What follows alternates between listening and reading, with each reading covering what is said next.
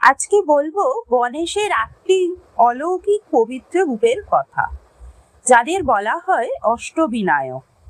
অষ্টবিনায়কের প্রথম রূপ হলো ময়ূরেশ্বর গণেশ। তিনি ময়ূরের উপর আরোহণ করে অসুর বিনাশ করেছিলেন। এই রূপ শক্তি, সাহস ও অশুভ শক্তির বিনাশের প্রতীক। দ্বিতীয় রূপ সিদ্ধি বিনায়ক। এই রূপ সফলতা, সিদ্ধির প্রতীক।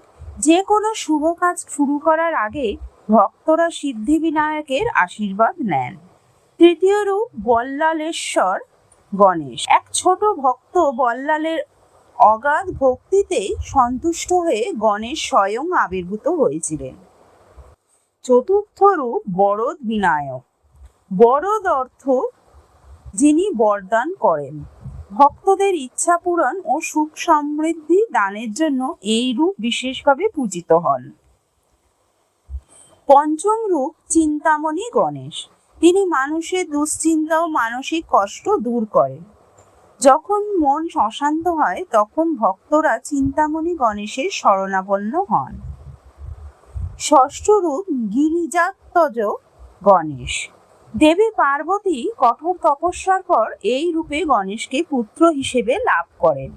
এই রূপ মাতৃস্নেহ, তপস্যা ও আশীর্বাদের প্রতীক।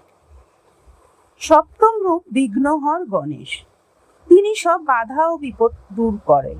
জীবনের কঠিন সময়ে ভক্তরা তার আশীর্বাদ কামনা করেন। অষ্টম ও শেষ রূপ হল মহাগণপতি। তিনি শক্তি, জ্ঞান ও ঐশ্বর্যের প্রতীক। বিশ্বাস করা হয় তার আশীর্বাদে জীবনে সাফল্য ও শুভ শক্তির আগমন ঘটে। অষ্টবিনায়কের এই ৮টি রূপ আমাদের জীবনের ৮টি শক্তির কথা মনে করিয়ে দেয়। জয় শ্রী গণেশ।